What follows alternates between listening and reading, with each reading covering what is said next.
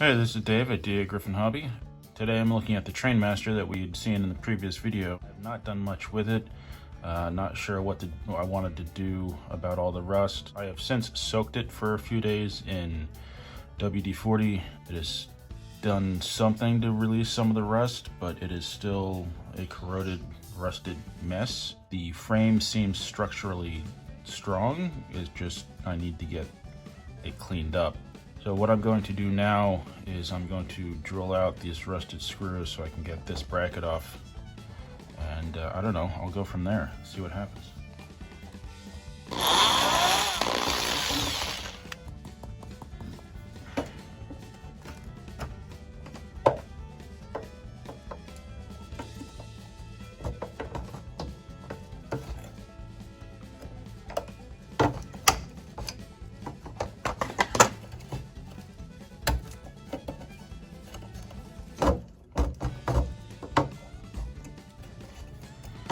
So if you can't drill something out, sometimes, especially in a situation like this, you can bust out some of the rot under the screw. It'll give you the ability to grab the head with a pair of pliers. If we can get the bracket off and get the bolt heads off, then that's where you can really then use the drill to drill out the old studs if you need to. So now both the screw heads have broken off, not unscrewed as I wanted. That's okay. Just need to get the bracket off now. Okay, bracket's off. It's savable. Just grind that all down. Reuse it. Don't know that I'm going to, but I could. I think I need to hit this with a wire wheel, Dremel or something. Try to get all the excess off. I really want to take this bottom part off. It's just a mess. I might regret it, I might not. Something like this is where drilling the rivet out might work better.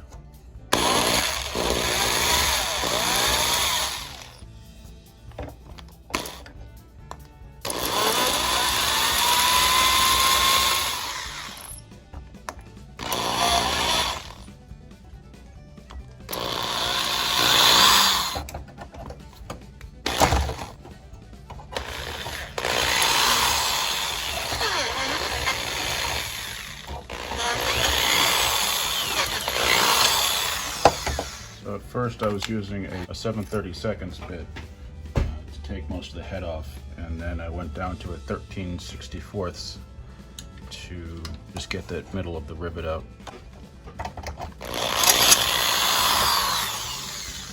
And that's just a 5/32. I'm just using to clean that hole up a little.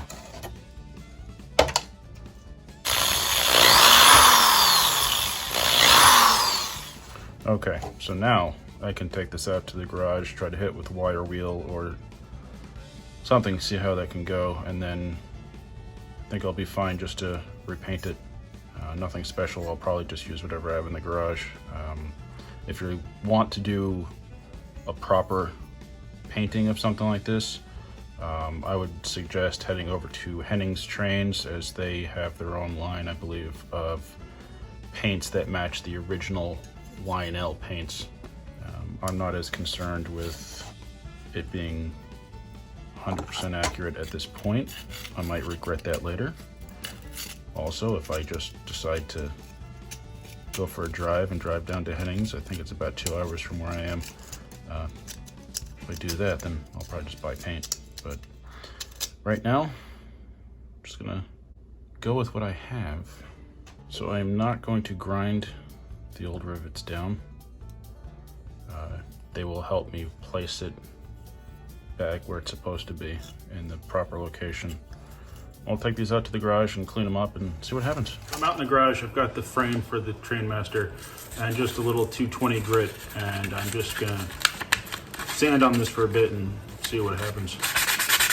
I tried a sanding disc on my drill and I just didn't like it. It seemed to be doing, it was a little too harsh. It might be doing too much damage.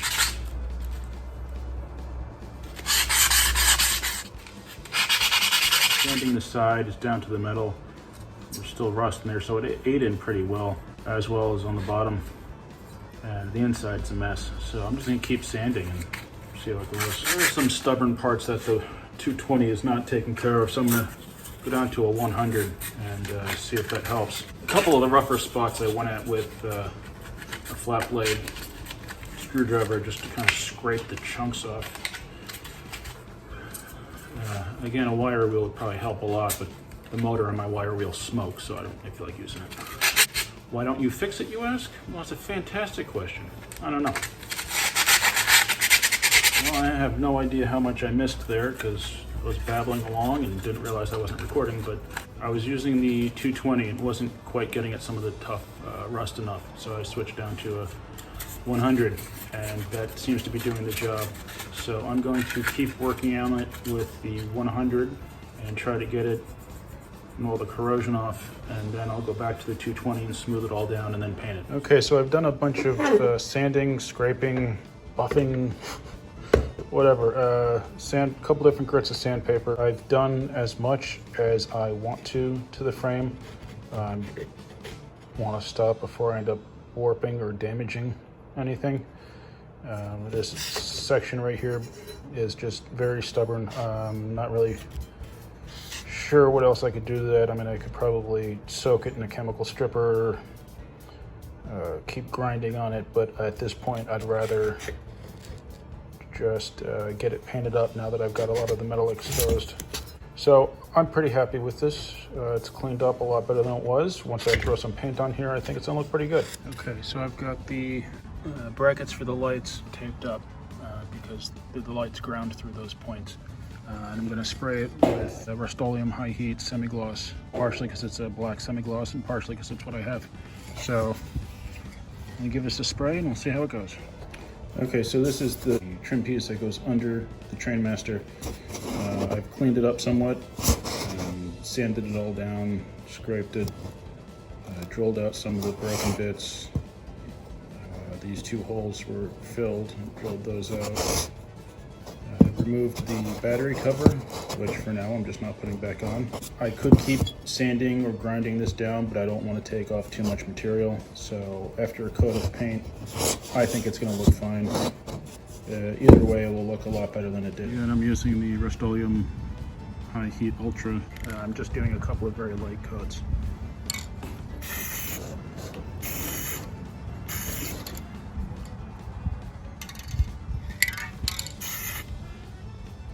So that's it just for the first, and I'll let it dry and then do another coat.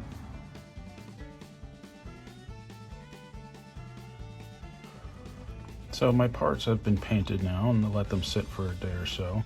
Looks a lot better. Not perfect. I had somebody recommend bead blasting, and I think the next time I do something like this, I will try something like that. I cleaned off a lot of the corrosion and sanded a lot of it down. You can see it's not perfect. I could probably use some filler in here and all that, but as I said, I'm just trying to clean this thing up and for my own uses. So I found this to be pretty an interesting project so far. So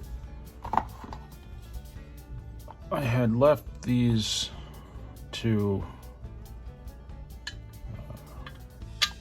parts of rivets there because it will snap in right there and then keep it located. Not sure how I want to attach it. I could drill a hole in the center of each of these spots, tap it and put a screw in. Not sure I feel like doing that. I don't want to run the risk of cracking the whole piece. I don't know if that would happen or not, but I think what I'm going to do is I'm going to Gorilla Glue it and see if that works. If it was good enough to turn that lady's hair into a helmet, should be okay to attach these. So I'm not going to do any prep to this surface. I could sand down the areas and whatnot, but I just want to see if this will work. So that's why I'm doing it the way I am.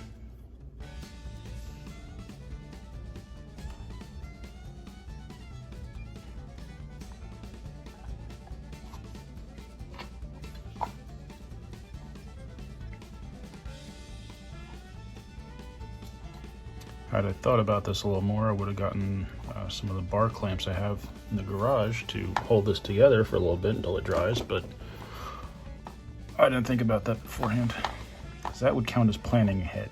So I'll just hold this for a few minutes and hopefully not glue my fingers to it, and see how it does. I'm gonna work on the trucks and clean those up.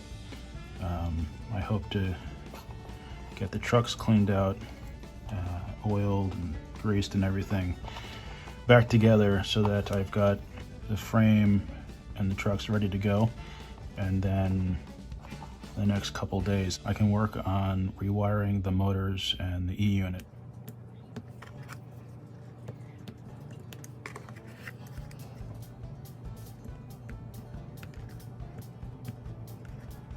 You see all of this that I'm pulling out of the teeth of the gear. That's why it's important to not just do a basic cleaning, but to really get in there and have your dog bark at the neighbor's dog and make a whole lot of noise. Really, Coco? I'm trying to work here. You know, just because the neighbor's dog's a yappy, annoying dog doesn't mean you have to be. Don't call me annoying. This is a combination of dry congealed lubricant and dirt and hair and dust or whatever else works its way in here. There's some pretty good sized chunks. Definitely a lot of, the technical term is goo. There's a lot of goo in here. So it's not just the gear inside the truck, but the gears on the back of the wheels tend to get very dirty as well. So since everything's apart, I'm just gonna try to scrape all this out of the wheels. Good amount of junk stuck there. Sometimes this part of the wheel is all caked as well. These don't seem to be. They're a little dirty, but they're not really caked up with goop, gunk, or grody stuff. The gear sure are. Again, those are all technical terms.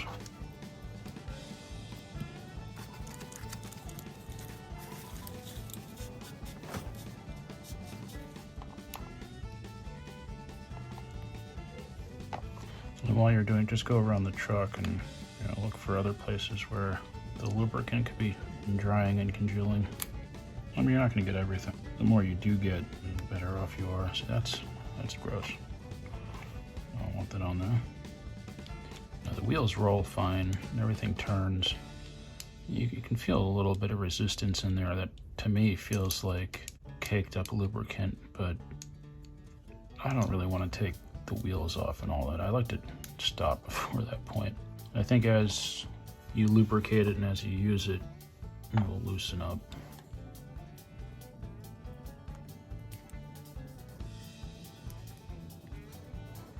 I will wipe off the excess after letting it sit. Doesn't matter how much I keep cleaning this, I seem to keep pulling stuff out of it. And these gear teeth really aren't that clean, even though I've been through them all already. So sometimes you just have to go through them a couple times. So I've got the truck all cleaned up. I'm going to put it back together and then work on the other truck.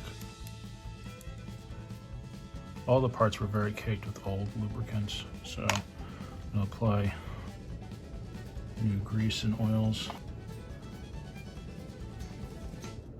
Much smoother.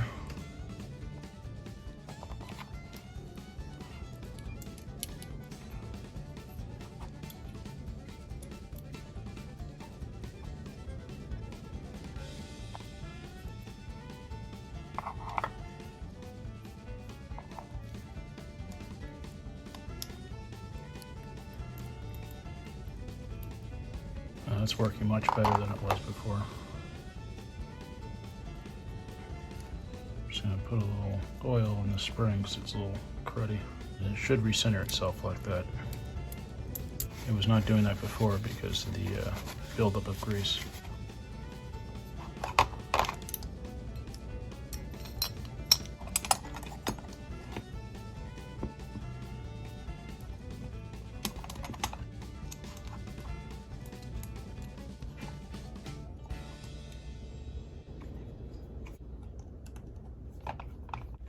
Then I'll put a little grease on the center gear.